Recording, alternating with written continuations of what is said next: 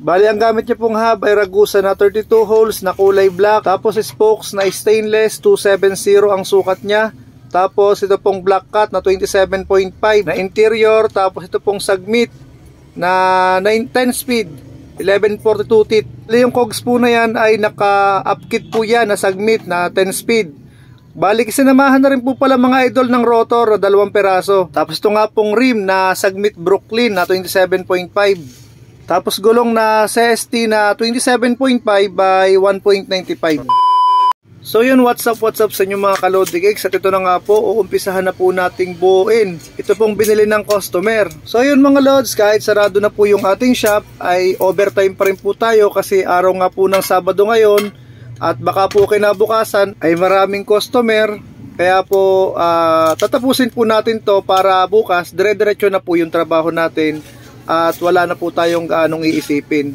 At ito na nga po mga lods, pinupunasan po muna natin yung rim bago po tayo mag-umpisa. Bali, dito nga po mga lods, ang ginamit po natin na spokes ay stainless na size 270. Para naman po sa mga magtatanong bakit po 270 yung ginamit ko, bakit hindi po 27.5. Kaya po ginamit ko ay 270 kasi ito po ay swak na swak para po dito kay Sagmit Brooklyn. Tapos dito po kay Ragusa na R200 na hub. Ito po kasing 270 na to ay halos saktong-sakto. Hindi siya mahaba at hindi rin naman po siya maikli. So yun mga idol, uumpisahan na po natin. Sa paglalagay po ng rayos, binaliktad ko lang po. Sa loob po yung pinakang ulo niyan. Tapos pag naglagay po tayo ng rayos ay alternate po yung butas na pagpapasukan po natin ng bawat rayos. Bali, ito yung mga idol, yung sinabi ko kanina nakabaliktad. After po nyan mga idol, hanapin lang po natin yung butas na pinagpapasukan ng pito. Yun pong pito ng interior. Yun po kasi yung magiging palatandaan natin para hindi po tayo malito. Yan mga lods, nahirapan pa tayo magbukas, buti na lang may gunting dito. So ito na mga idol, umpisahan na po natin. Kagaya nga po ng sinabi ko kanina mga idol, hanapin lang po natin yung butas ng pinagpapasukan po ng pito ng interior. Tapos po sa katabi nun, sa bandang kaliwa, dun po natin uumpisahan yung unang ipapasok po natin na rayos. At kapag nailagay na po natin yung rayos, syempre isusunod naman po natin ilagay sa rayos yung nipple. Pagkatapos yan mga idol, nakita nyo po na nagbilang po ako ng 3. Sa pang-apat po na butas, doon naman po natin ilalagay yung kasunod na rayos. Bali, ganun lang po ulit yung ating gagawin mga idol hanggang sa matapos po natin yung ipinasok po natin ng mga rayos. So mga idol, ito na po, tapos na po nating ilagay yung mga rayos na ipinasok natin dito. Ngayon ito na po yung magiging forma niya. Kung mapapansin nyo mga idol, kada rayos po, meron po yung 3 na agwat na butas ng rim. Uulitin ko lang po mga idol na ang ginamit ko po ditong rim ay 32 holes. Tapos sa hub naman po ay 32 holes din. Pero kung gagawin nyo naman po ito mga idol sa 36 holes ay parehas lang din po ito. Basta 36 holes po yung hub, saka po yung rim niya ay 36 holes din. Bali okay na tayo dyan mga idol. Ang ginawa ko naman po, inikot ko lang po yung hub. Ang ginawa ko po sa pag-ikot niyan ay naka counterclockwise po mga idol. Tapos mga idol, pipili lang po tayo ng butas dyan sa katabi ng mga rayos. Kahit saan po dyan mga idol, pwede po tayong maglagay ng i-cross po natin na rayos. Yan mga idol, bali ganyan po yung naging forma niya. Ayan po, bali nasa labas naman po yung pinakang ulo nitong rayos. Tapos makikita nyo mga idol, 1, 2. Tapos pagdating po sa pangatlo, yan, inilabas ko naman po yung rayos na ipinasok po natin ngayon. Yan mga idol, tapos makikita nyo po, ayan po. Yan, sa may panggitna po natin ilalagay po yung kasunod na rayos na ipinasok po natin ngayon. Ayan po magiging forma niya mga idol. May agwat po na 1 butas. Bali mga idol, dito po sa aming shop kasi may tinatawag po kaming ways o yung pag-cross po natin. Bali ang kinross po natin ay 3 o 3 po yung nilampasan po natin na rayos. Bali yan mga idol ay depende po yan sa gagamitin po natin na hub o kaya po ay sukat po ng rayos. Kagaya nga po ng sinabi ko sa inyo mga idol, 270 po yung ginamit po natin na rayos dito. Kaya po naging ganyan po, 3 po yung cross na ginawa po natin. Tapos yan mga idol, okay na po. Kagaya po nung kaninang ginawa po natin, ganun lang po uli yung sunod-sunod na gagawin po natin. Yan mga idol. Bali ang nangyari naman ngayon mga idol, kada rayos po ay mayroong isang agwat po na butas ng rim. Yan pa lang mga idol, malalaman nyo po na tama po yung ginawa nyo na pagkaka-waste o yung pagkakabuo nyo dito sa rim set. Yan po. Bali okay na po tayo dyan mga idol sa drive side po ng hub. Ang isusunod naman po natin yung sa may side po naman po ng rotor. Yan mga idol, tingnan nyo po yung gagawin ko. Dito po sa pagpasok ko po ng rayos, ayan po, ayan. Bali, dun po ako nagpasok sa loob. Yan, dun po nanggaling sa loob yung pagpasok ko ng rayos para yung ulo ng rayos ay nasa loob.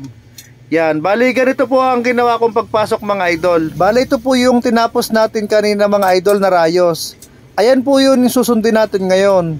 Ngayon mga idol, kung mapapansin nyo po, pag sinipat po kasi natin yan mga idol, yung butas, yan, paatras.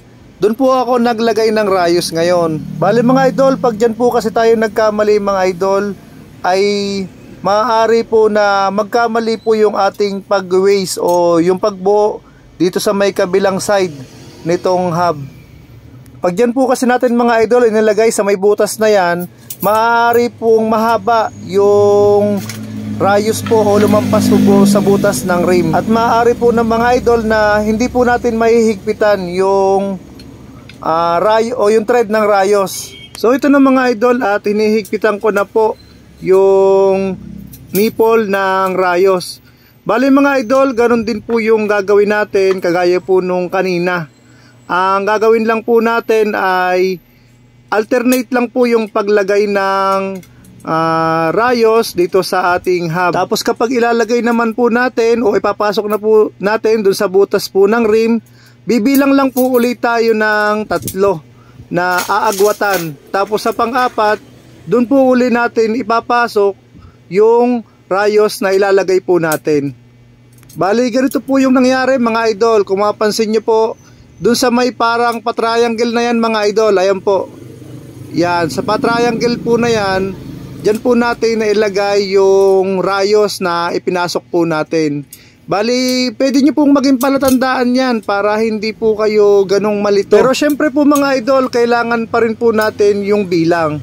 Lalo na po kung halimbawa na tayo ay mag-uumpisa pa lang po sa paggawa po ng o pagbuo po ng ganitong rim o rim set. Pagkatapos natin mailagay mga idol yung mga rayos na yon na tiga-alternate sa kabila pong side po ng hub, ang gagawin naman po natin yung last part na po na i-cross na po uli natin yung rayos dito po sa rayos na una po nating ipinasok. Parang ganun lang din naman po yung nangyari mga idol. Yung sa sinabi ko po sa inyo kanina nung una po nating ginawa, yung sa may drive side po na ginawa po natin na pagbuo, ganoon lang po uli mga idol.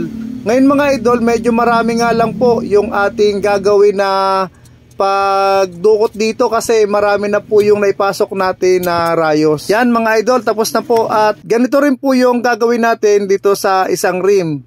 Yan, tapos na po parehas. Kung hindi nyo po gaano mga naintindihan idol, pwede po nyong i-comment dyan sa comment section. At meron din naman po akong in-upload sa aking YouTube channel. Yan, BS Shop TV. Search nyo lang po yan. Meron po ako dyang mga tutorial na andun po, baka po doon ay maintindihan nyo na kung paano po ganito po magbuo ng rim set. Disclaimer lang po mga idol, ito pong ginawa kong video na to ay base lamang po dito sa natutunan ko po o yung experience ko po dito sa aming shop. Maaari pong yung mga professional ay may iba pong diskarte kung paano po magbuo nitong rim set. At para naman po sa magtatanong kung saan po yung aming shop, dito lang po kami sa number 31 Central Avenue, Barangay Culiat, Quezon City. At bago matapos po ang video na to mga idol, ay nagpapasalamat pong muli ako sa lahat po ng ating customer, pati na rin po sa inyo, sa lahat po ng ating mga followers.